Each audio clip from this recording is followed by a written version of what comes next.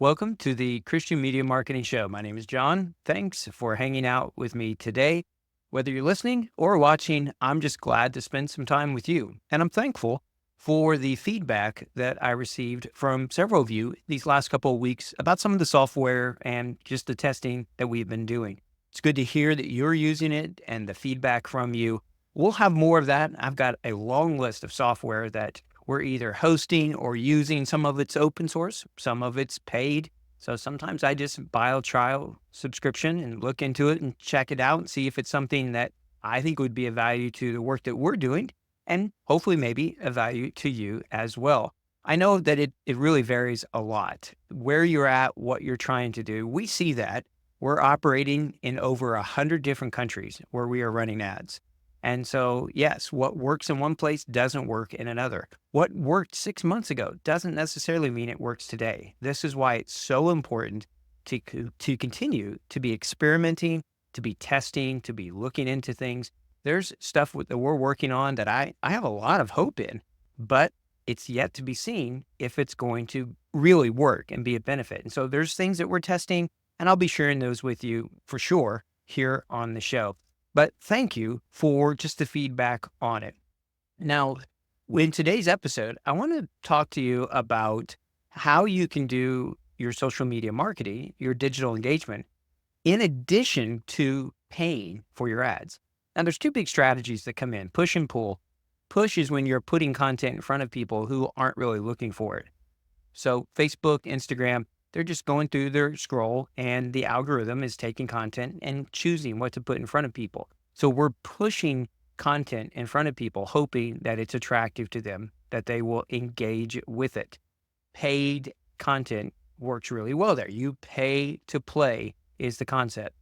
On the pull side is once again, you have to pay, but you're trying to pull people from the SERP, from the search engine result page. So let's say they're on Google and they're typing in, how do I get a Bible or how can I handle this or whatever? You want your content to show up there so that they click on it and it takes them to your landing page, your website, or whatever it might be for your content. Could be a video if you're doing YouTube. So those are the two big ones, push and pull. And in both of them, paid is a very important part of that process. But there are ways that you can do things on an organic level. It will be slower usually, but I think it's something that we can all be doing and learning from. You just have to be careful you're not going to burn yourself out on it. And you really have to be thinking through what platform you're going to use. But I want to give you several ways where you can potentially increase your engagement with your content, with your page, with your brand in essence, in an organic or non-paid kind of way. So let's dive into it and look at that together now. All right, when it comes to organic, non-paid social media engagement ideas, part of what got me going on this whole thing is a phenomena that I'm seeing where we live here in Tennessee. So the Smoky Mountains are one of the most visited, if not the most visited national park in the world. And there's trails everywhere. It's a great place to come visit. And if you come in this area, make sure you reach out to me. But one of the cool things around here is that there's a ton of places that if you have a Jeep type of vehicle where you can go and do off-roading type of adventures. So there are so many Jeeps that I see around here. And I began to notice that in these Jeeps, so many of them, there were ducks in the windshield. And I began to just go, what in the world? And look around and try to figure this out. And so I did what you may do. And I went to the internet and I began to search and found out that ducks are one way of social proof where other people say, hey, I like your vehicle.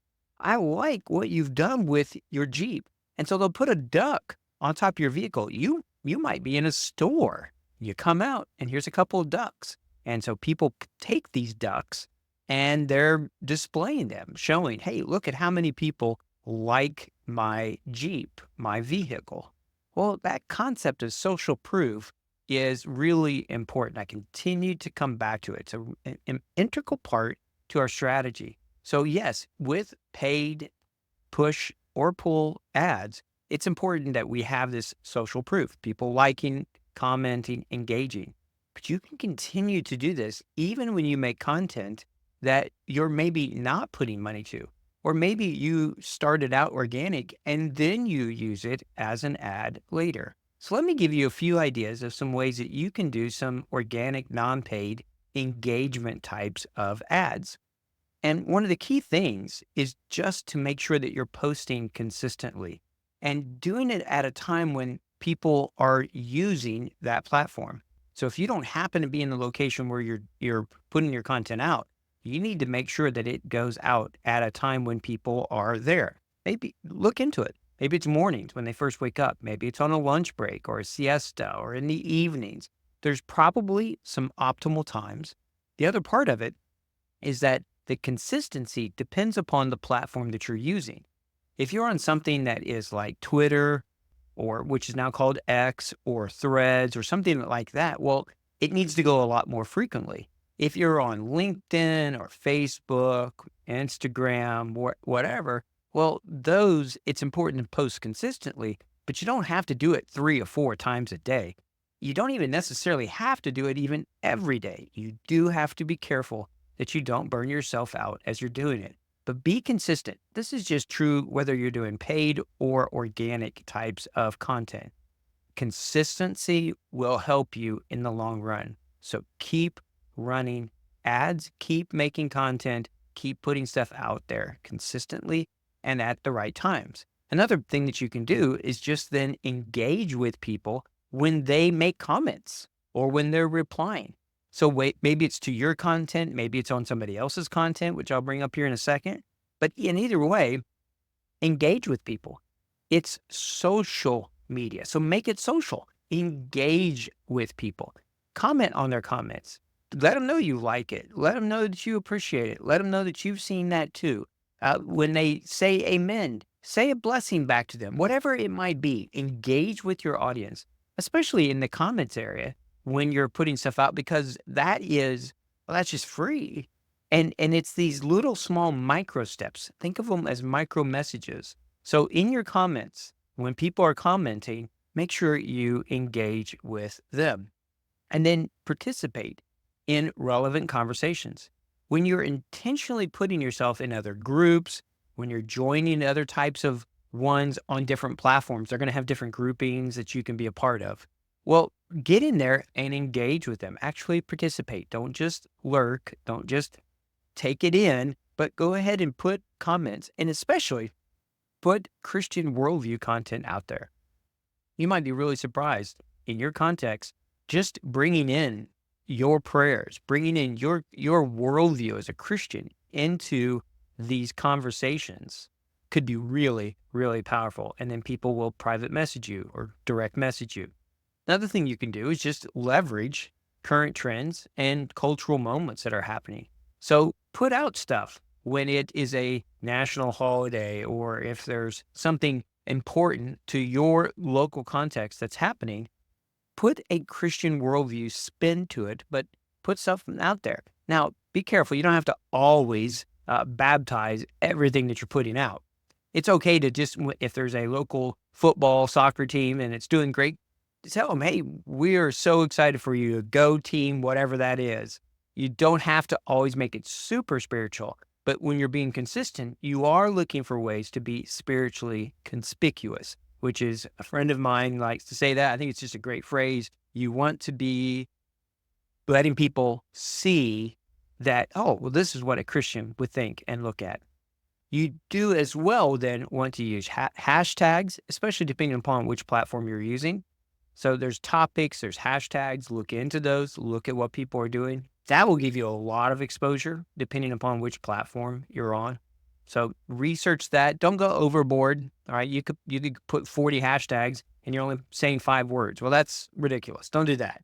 But a few well-placed hashtags can be really powerful for you.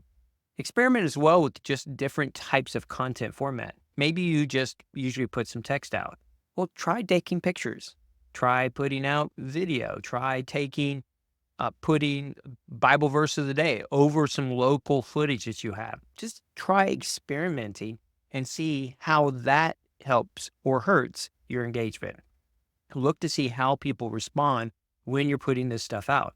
One of the platforms, I have just been putting out aviation stuff mainly. So it's kind of been my place where I put pictures of flying and things that I'm doing, or if I'm night flying over Knoxville, whatever. And some of these have gotten a lot more engagement and exposure because the algorithm sees it and pushes it out.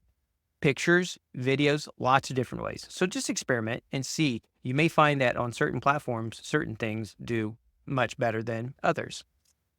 Another cool one that I see a friend of mine doing a lot on LinkedIn, he's really good at this, is just asking questions. He runs polls, he asks questions. You can do this on other platforms. He does it mainly on LinkedIn, but you can do it on X and other ones.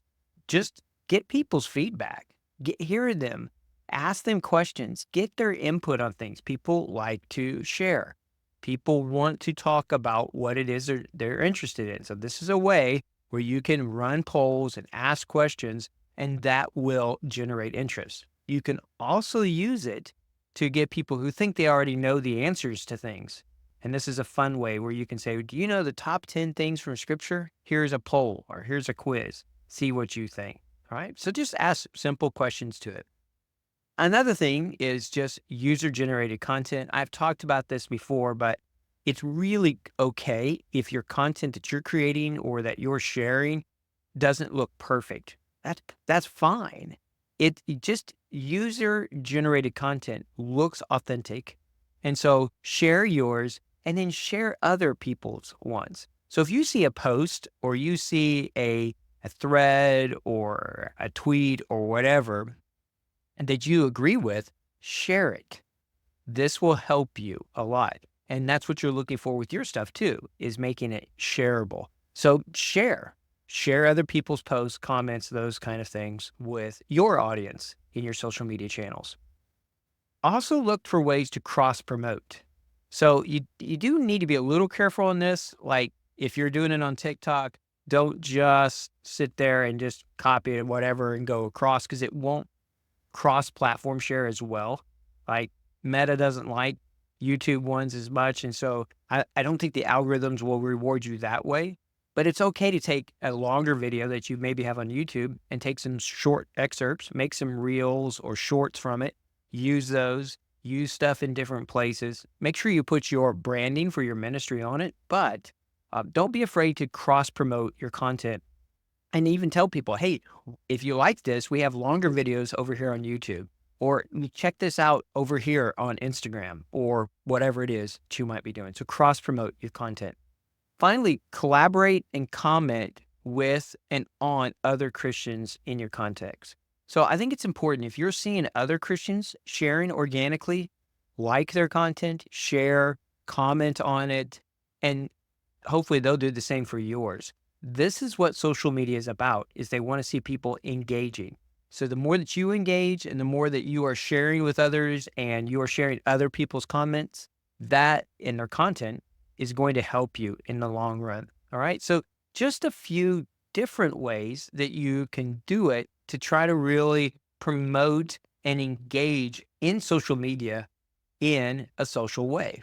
So I hope that those ideas will give you some ideas or things to try, and that as you're trying, that the Lord will bless your efforts. So whether it's paid, organic, whatever it might be, my hope, my prayer is for you that God will bless your efforts to make his son known. We don't just serve one organization. We don't just serve one group that does one style of ministry or one style of missions. We want to serve everyone in the kingdom who is pushing forward for the renewal of all things, for it to expedite the Lord's return. And so if we can continue to help you in any way, reach out, let me know. Subscribe, share. I would really appreciate that as you do that, and tell others about this show with them if you think it's going to be a benefit. And just continuing to look forward to what can we do to leverage digital to get this engagement, to see the full missionary task take place, so that we together in unity can expedite the Lord's return. So thanks so much for hanging out with me today. If you've tried some of these things and they work well for you, or if you have other ideas, let me know. this is an area we're leaning into in the Digital Disciple Making Network. And there's several people that are thinking through and leading out in this about just organic and other ways to be spiritually conspicuous in organic, non-paid kind of ways. So we'll put our hands next to yours. Let's push forward together on the plow. Until next time, keep pressing forward. Take care and God bless.